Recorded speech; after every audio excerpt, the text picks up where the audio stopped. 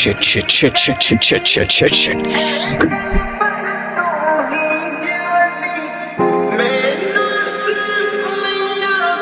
মামা যাবা কই যাবেন? উত্তরা। না মামা যাবো না, ওইদিক মেলা যা। আরে চলো না, ভাড়া বাড়াই দিব না। আরে মামা কইতাছি তো যাবো না, এখন অফিস টাইম, ওইখানে জ্যামে পড়লে সারাটা দিন যাইবো গা, ঝামেলা আছে। এত ঝামেলা থাকলে রাস্তায় বেরোইছো কেন? বাসায় বসে থাকলেই পারো। এ ভাই টাকা তো দিলে আবার হেলমেটটা নিয়ে যাচ্ছেন।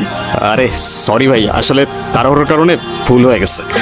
এই যে আপনার হেলমেট, আর এই যে আপনার ভাড়া। ভাই বাকি টাকাটা নেবেন না? ওইটা আপনার কাছে রেখে দেন, সিগারেট খেয়ে নিয়েন। এই যে আমার ক্লাসের সবচেয়ে গুণধর ছাত্র, যেমন তার চলাফেরা তেমন তার ড্রেস আপ তেমনি তার লেখা।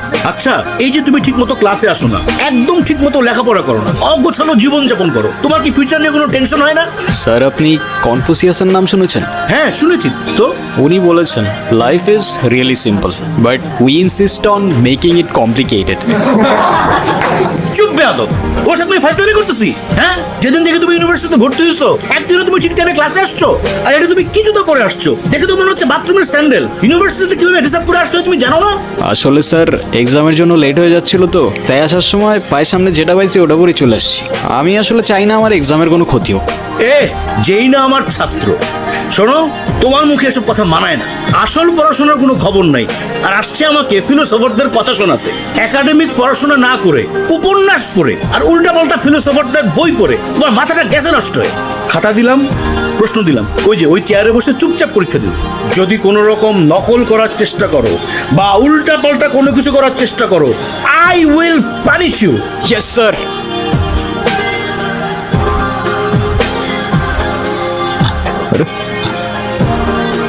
দেখা না স্যার, হিমু আমাকে অনেক ডিস্টার্ব করতেছে। কি অপূর্ব, একে তো আরেকজনকে লিখতে দিচ্ছেন না, তার উপর আপনি ধপধপে একটা সাদা খাতা নিয়ে বসে আছেন। আপনি পরীক্ষা দিতে আসছেন কেন? আসলে স্যার, আমার মনটা সাদা তো, তাই আমার সবকিছুই সাদা। চুপ বেয়াদব, এক্ষুনি আমার ক্লাসরুম থেকে বেরো যাও, বেরো যাও। ওই শুভ্র, দাঁড়া। কি সে বল? কিরে সমস্যা কি? ডাকি শুনুস না, ভাব বাড়ছে। আজকে এক্সামের মধ্যে দেখাইতে বললাম, কি করলি তুই? আমরা এক ক্লাসে পড়ি, ডাক দিস একটু দেখাবি না? কি করলি? উল্টা স্যারে বলে দিলি। কেন এটা কেন করলি? হ্যাঁ, এই ও তোমাকে কেন দেখাবে? তোমার নিজের কি ব্রেন নাই? তোমার কি জ্ঞান বুদ্ধি কিচ্ছু নাই? তুমি বাসা থেকে পড়াশোনা করে আসতে পারো না? তুমি চুপ থাকো, আমি তোমার সাথে কথা বলতেছি। আজের কেন? ও কেন চুপ থাকবে? আর ও তো ঠিকই বলছে, তুই বাসা থেকে লেখাপড়া করে আসতে পারস না। তুই কিন্তু মুখে মুখে কথা বলতেছিস। হ্যাঁ করতেছি তো, কি হয়েছে? কি করবি তুই? কি করবো না? আরে এই, কি করছো? কি করছিস তুমি? ছাড়ো। আরে কি আশ্চর্য! এই ছাড়ো না কেন? ছাড়ো না কেন? বেয়াদব ছেলে, রাস্তাঘাটে গুন্ডামি শুরু করছো? বস্তির ছেলে কোথাকার! আরে তোমার তো দেখতেই বোঝা যায় যে তুমি একটা বস্তির ছেলে, পোশাক আশাক সবকিছু বস্তির ছেলে। বেয়াদব কোথাকার! এই চল। ইরা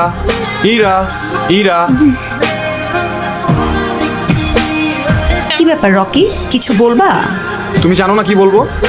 শোনো, আমি তোমাকে আগেও বলছি, এখন আবার বলছি, তোমাকে আমি পছন্দ করি না, আর কোনোদিন করবো না, বা শেষ। আসিফ আর রকির কথাবার্তা শুনে তো সুবিধার মনে হলো না। ইরা, তুমি কি ভেবে বলছো? তুমি জানো এর পরিণাম কি হতে পারে? রকি ইরার কাছে গেল, ইরা লেকের পারে একা বসে। কি? এর পরিণাম কি হতে পারে মানে? শোনো, আমি ভেবে বলতেছি, আর তুমি আমাকে স্বপ্নেও কোনোদিন ভাববে না। যাও তো যাও, আমাকে ডিস্টার্ব করবে না, যাও, দেখে যাও। আরে ধুর, আমি ইরাকে নিয়ে কেন ভাবতেছি? ইরা, তাহলে আর কি? কিন্তু রকি ছেলেটাও তো ভালো না। প্রেম যেহেতু করবাই না, আবার ইরার সাথে কোনো ঝামেলা করবো না। প্রেম করে যেটা করতাম সেটা করে ফেলি। আরে কি আশ্চর্য! রকি হাত ছাড়ো, রকি! আরে কি রকি!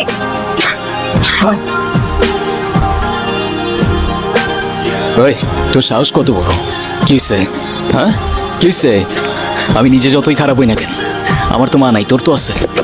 হ্যাঁ, একটা মেয়ের সম্মান কই থাকে তুই জানোস না? এরপর থেকে যদি এরম করার কথা কখনো ভাবোস, ভিজিটারে বইলা তোরে কেমনে ক্যাম্পাস থেকে বের করতে আমার খুব ভালো করে জানাস। কি আবার এমনি ফেল করে তাকায় আসুস কেন? যা না। ধন্যবাদ তোমাকে। ধন্যবাদ দেওয়া লাগবে না, তোমার জন্য আসি নাই আমি। আমার তো ছোটবেলায় মা মারা গেছে, কিন্তু আমি ছোটবেলা থেকেই দেখছি আমার বাবার আমার মায়ের জন্য কতটা সম্মান আছে। আমি নিজেও যতই খারাপ হই না কেন, আমার বাবা আমারে শিখাইছে মেয়েদের কেমনে সম্মান করতে হয়। না হলে সেদিন তুমি চর মারার পরও চুপ থাকতাম না।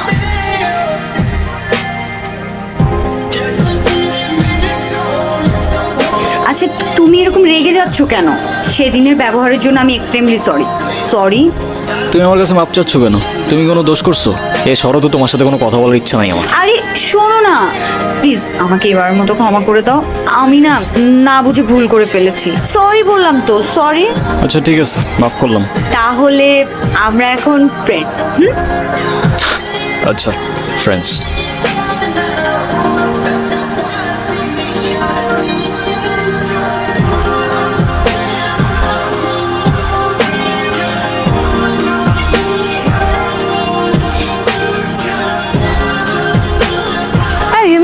তুমি বাদামের খোসা সহ কেন খাচ্ছ? বাদামের খোসা ছাড়াইতে আমার কাছে ঝামেলা মনে হয়। আর এমনিও এভাবে বাদাম খাওয়ার মধ্যে আলাদা একটা ফ্লেভার আছে। আমার সবচেয়ে ফেভারিট অ্যাক্টর পল ওয়াকার, ও কি বলে জানো? If you can not have fun, there is no sense in doing it. তাই না? ফিলোসফিক্যাল কথা বলতে আছে একদম। Imran's percussion flex.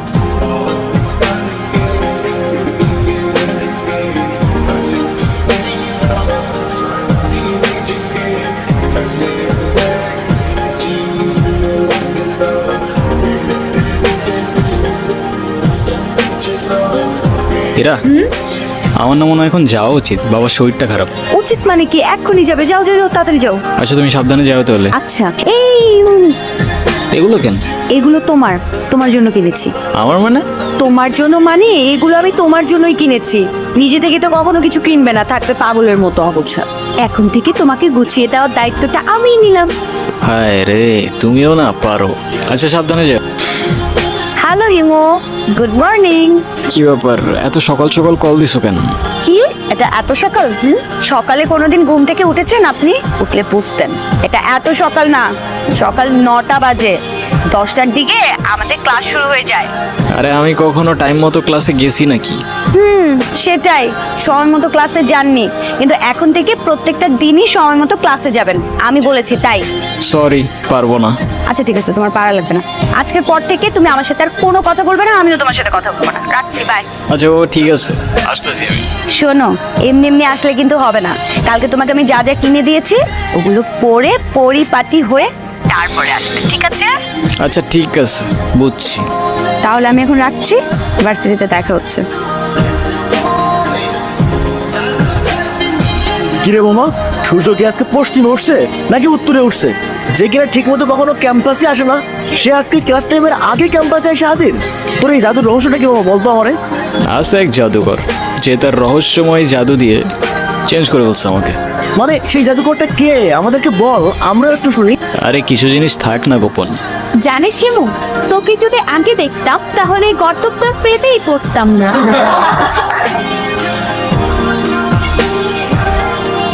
আচ্ছা হিমু, তুমি কি কাউকে ভালোবাসো?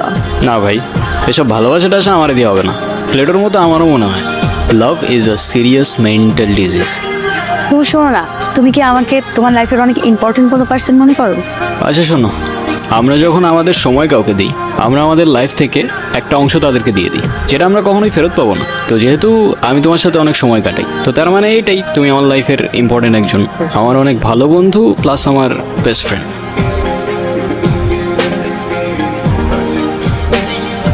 কিরে, ইরা কইরে দেখছিস তোরা? কই, আমরা তো এখানে অনেকক্ষণ যাবত বসে আড্ডা দিচ্ছি, এরাকে তো দেখিনি। আচ্ছা থাক, তোরা দেখে আসি আমি।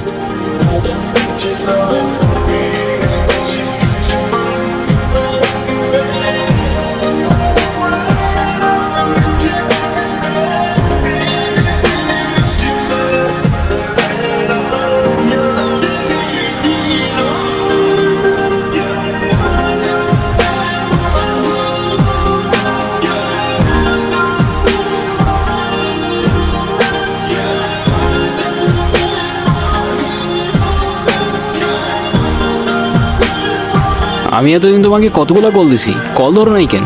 কি হয়েছে তোমার? আরে তোমাকে আমি সব বলবো, তোমাকে একটা গুড নিউজ দেওয়ার আছে।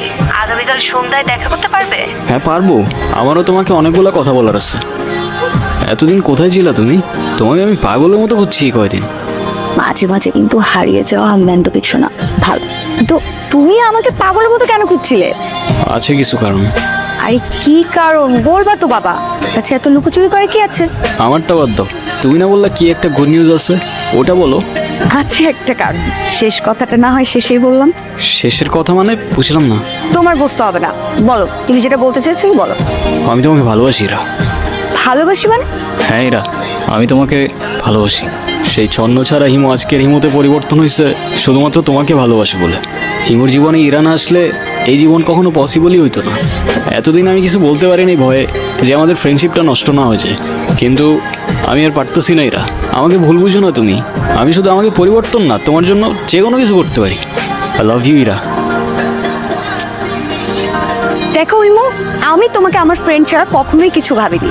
আরে আমরা একসাথে ঘুরতাম, আড্ডা দিতাম, আমরা অনেক বেশি ফ্রি ছিলাম। দেখো এটা না যে আমি তোমাকে ভালোবাসতাম।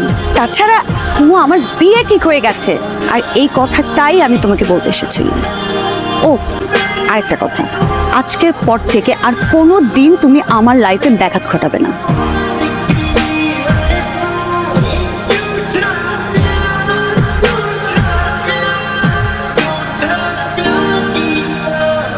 Imran's percussion blend.